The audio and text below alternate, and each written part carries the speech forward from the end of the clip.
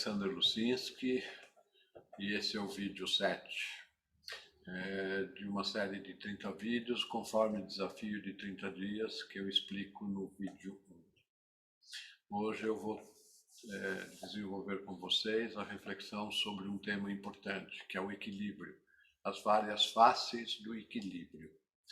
O que eu quero dizer quando eu falo as várias faces do equilíbrio?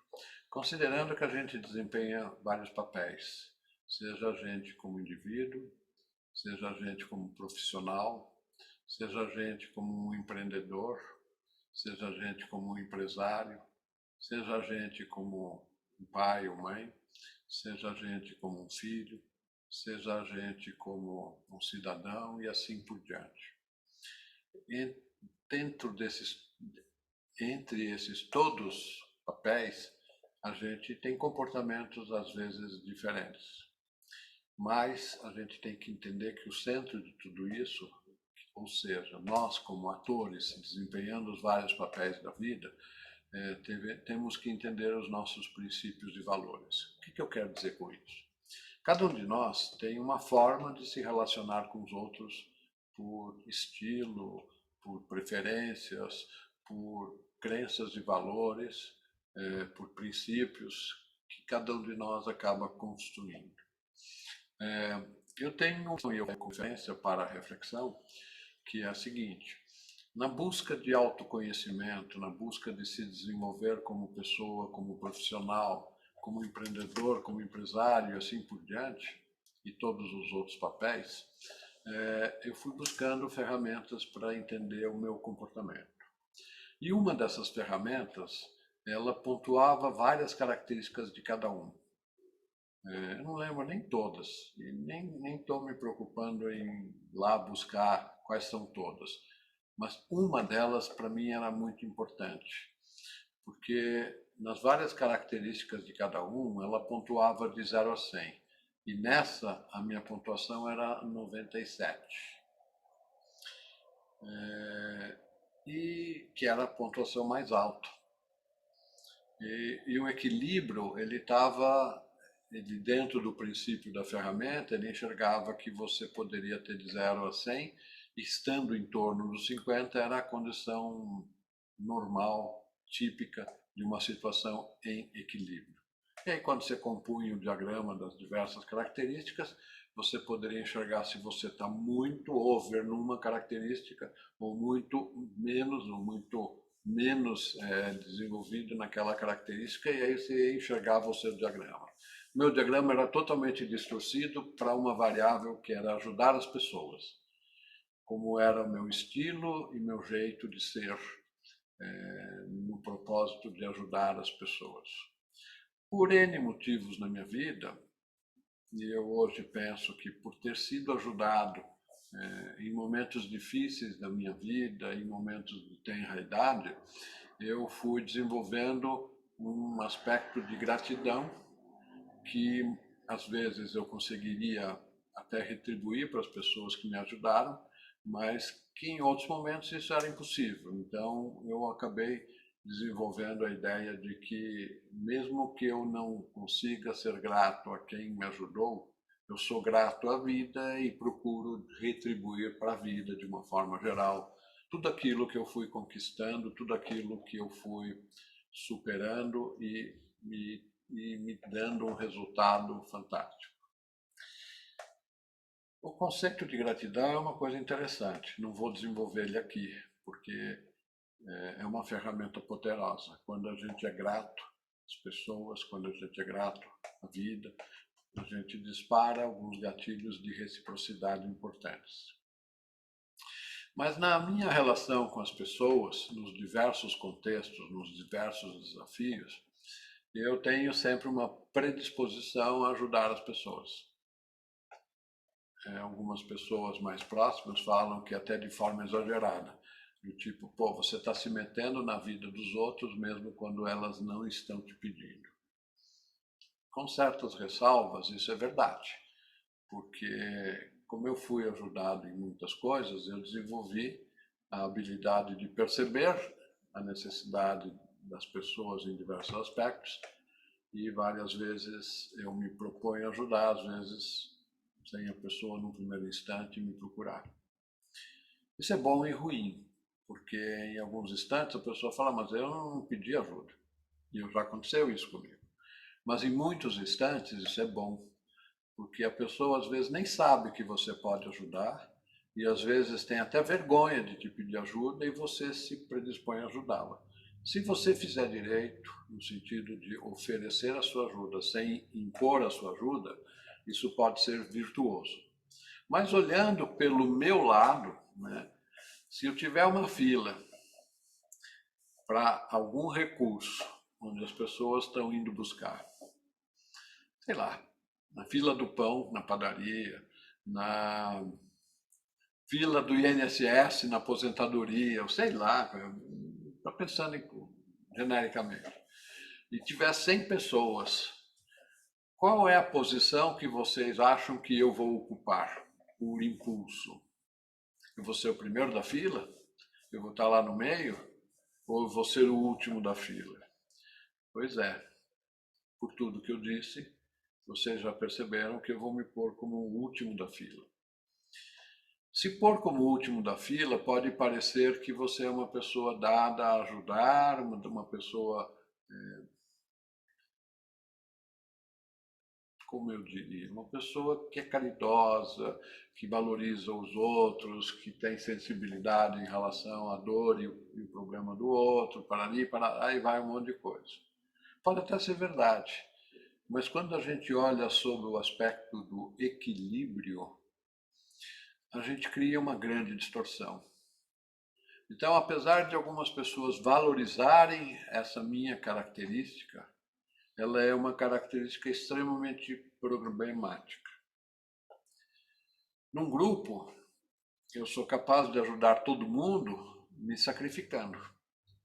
E essa situação é de extremo desequilíbrio. E isso acontece em muitos contextos, principalmente em organizações do terceiro setor, né?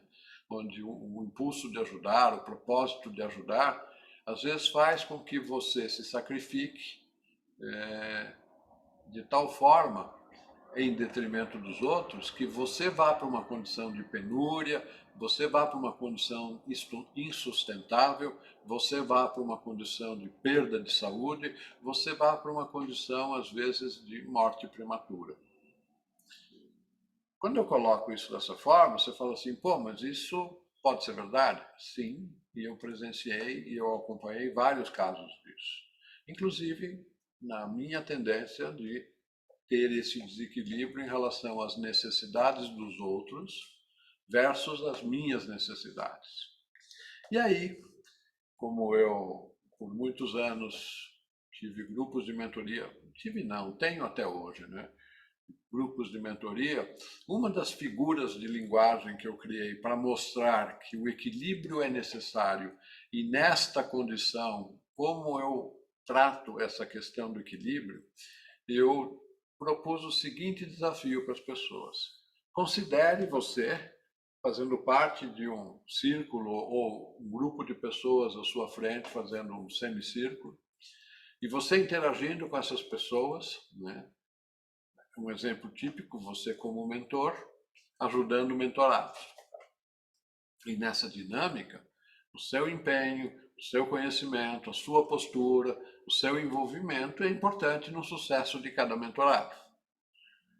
E se eu bobear, eu cuido de todos eles, e digamos nesse exemplo que eu tenho 99 mentorados e eu seja a 100ª pessoa da sala. Eu vou estar no fim da fila. E estar no fim da fila pode ser que não sobre nada para mim, inclusive não sobre tempo para mim, o que é muito comum na minha vida. Eu faço tanta coisa que sobra pouco tempo para mim. Aí você vai analisar, eu faço tanta coisa, o quê? Faço tanta coisa que envolve ajudar os outros. Não é à toa que eu falo que eu ajudo empreendedores digitais do bem a serem empresários de sucesso, porque está dentro do meu escolher trabalhar com pessoas do bem. O empreendedor digital hoje tem um grande desafio e, sendo uma pessoa do bem, um propósito do bem, eu o ajudo a ampliar o seu potencial de realização e de resultados, empresariando e se tornando um empresário de sucesso. E o empresário de sucesso de uma pessoa do bem é um empresário do bem que produz muito resultado e muito bem para si e para a humanidade. Então, dentro desse contexto, eu acabo ajudando de forma naturalmente muito intensa e muito envolvida com o sucesso dos meus mentorados. E para que isso não fosse um grande problema para mim, eu criei a seguinte figura de linguagem. Imagina nessa figura eu colocar no meio entre todos eles um espelho. Um espelho posicionado onde eu me refletia no espelho. E aí conduzir de forma equilibrada o apoio a todos, inclusive o cara do espelho. Quando eu faço essa figura, vocês podem falar pouco estranho, mas ela me ajudou muito, porque a gente tem uma dificuldade de se olhar e de se perceber. Então, a gente, quando procura ajudar os outros, a gente vê tudo que está do lado de fora, né? Ou seja, você vê a dor do outro, você vê o problema do outro, você vê o contexto externo, você vê o que está causando problema e não sei o quê, mas às vezes você não se vê. Quando você põe a figura do cara do espelho, você se obriga a olhar o cara do espelho, qual é o problema dele, o que está acontecendo, por que está acontecendo, e dedicar o mesmo tempo que você dedica aos outros ao cara do espelho. Fica mais fácil de estabelecer um equilíbrio.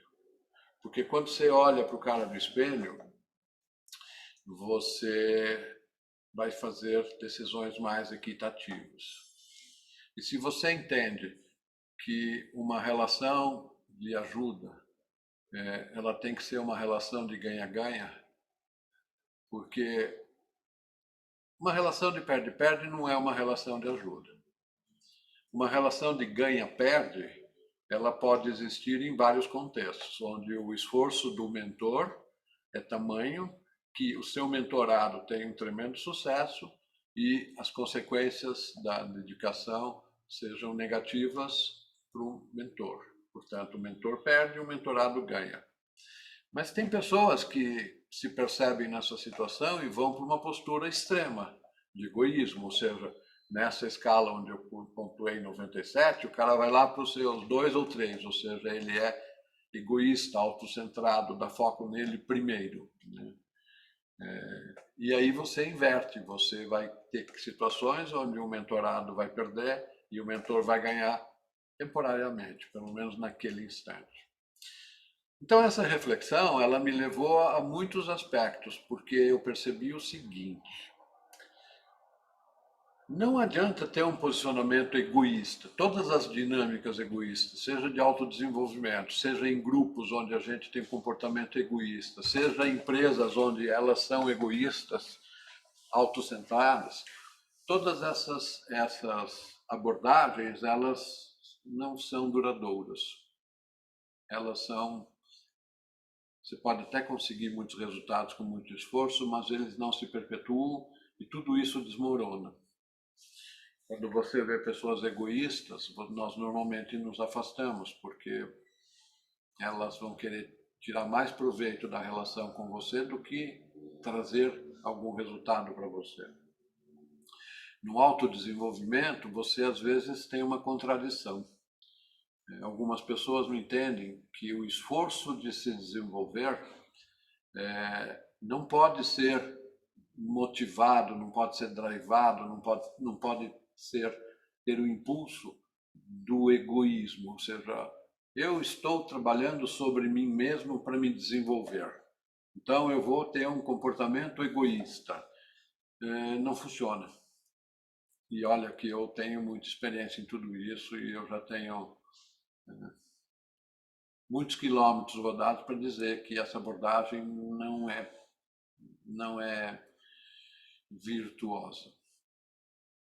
Aí você fala, pô, mas como então eu vou me desenvolver? Você vai se olhar no cara do espelho, vai ver todos os prós e contras, vai ver os defeitos, vai ver tudo, mas você vai pôr em prática tudo que você valoriza para se desenvolver, tudo que você aprendeu para ensinar o outro e ajudar o outro.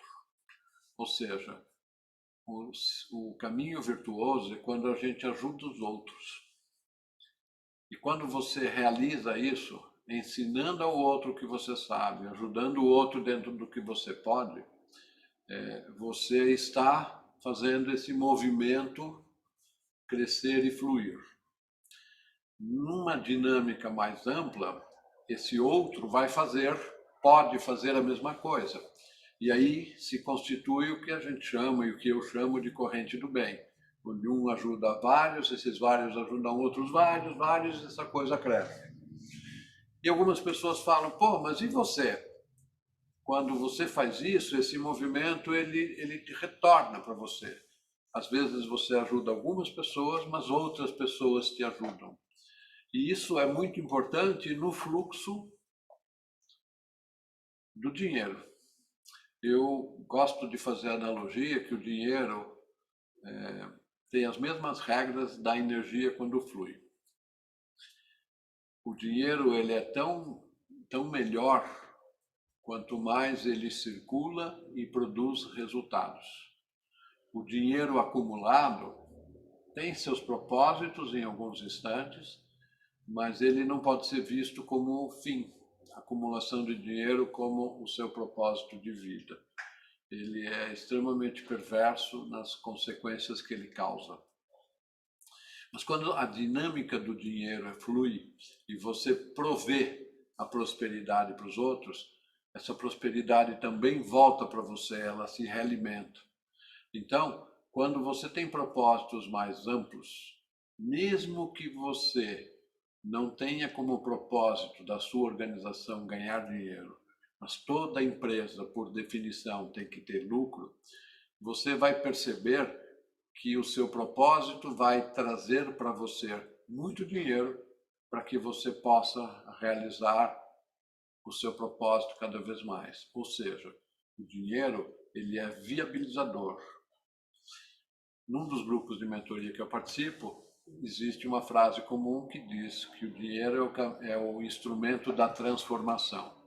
E eu concordo plenamente com essa frase, porque você, através do dinheiro, você amplia a sua capacidade de fazer coisas, em todos os sentidos, tanto para os outros como para si mesmo. E para que você possa se transformar dentro de uma forma mais ampla, não só no sentido egóico de, eu aprendi mais coisas, mas eu faço mais coisas pelo mundo, você precisa de dinheiro para viabilizar tudo isso. E se você viabiliza isso com dinheiro e o dinheiro retorna, se viabiliza mais coisa, vai para um círculo virtuoso. Então, essa percepção de si mesmo, qual é o seu comportamento e quais são os aspectos que você tem que buscar equilíbrio, são extremamente importantes. O desequilíbrio a longo prazo vai causar problemas de um jeito ou de outro, seja o excesso, seja a falta. E eu fui pegar o aspecto de como a gente se posiciona no se entregar para ajudar o próximo versus a necessidade de dinheiro e a necessidade de você, como empresário, enxergar que isso tem que ser um movimento virtuoso. Posso estar colocando questões que, num primeiro instante, são difíceis, principalmente para os jovens empreendedores digitais. Mas tenham em vista que vocês vão passar por essas reflexões na medida que o seu negócio cresce. Todo negócio, como toda a vida de todo mundo, tem altos e baixos. Se você não tem firmeza de propósito, não tem clareza dos seus objetivos, não sabe o porquê que você está nessa jornada, nos momentos de baixa te fazem desistir, te fazem ficar imóvel, te fazem não desejar mais aquela jornada e etc. Se você tem clareza de tudo isso, você consegue fazer as correções de rotas e superar os desafios, os obstáculos da vida e passar pelos momentos de baixa e de novo voltar a ter ciclos de alta. Isso é natural na vida. Eu várias vezes falo uma frase que eu vi que foi dito, que se diz um dito popular espanhol, que diz o seguinte: se você não queria ter problemas na sua vida, não deveria ter nascido. Eu vou estender essa frase. Se você não queria ter problemas no seu negócio, na sua empresa, no seu movimento de empreender, não deveria ter se proposto a fazer isso. Se você por impulso, se você por ganância, se você por desejo, se você por achar que esse é o seu caminho, você vai entender que todos os obstáculos do caminho vão aparecer para serem superados. Altos e baixos fazem parte, pedras no caminho fazem parte, pessoas boas e ruins no seu caminho fazem parte, clientes bons e ruins no seu caminho fazem parte, e a grande diferença nessa jornada é qual é a sua capacidade de fazer boas escolhas. Boas escolhas têm que ser feitas o tempo todo. E para isso você tem que a cada dia buscar se desenvolver, ter mais maturidade, ter mais resultado, porque toda organização você tem que ter mais sucesso do que fracasso, senão a nossa vida e o nosso negócio vão dar errado. Espero que você tenha muito sucesso, entenda a minha mensagem, veja de forma otimista e entenda que quando a gente está pensando em organização, nós estamos pensando num grupo de pessoas que estão organizados para um certo objetivo. E isso extrapola com parceiros, fornecedores, mentores, assessores, consultores, clientes, mundo legal, todo o contexto que uma organização e um indivíduo que se torna empresário está inserido. Então, sucesso. Desejo plena realização para todos vocês. E vamos continuar com essa jornada e procurem assistir os outros vídeos, tem toda uma reflexão. E se tiverem interesse, façam comentários, sugiram temas, tragam informações que podem ser por mim desenvolvidas para complementar ou esclarecer questões que eu estou apresentando. Vamos fazer essa dinâmica ser parte dessa corrente do bem, onde eu posso ajudar pessoas, posso te ajudar e vocês podem ajudar a que eu possa ajudar mais. Que assim seja.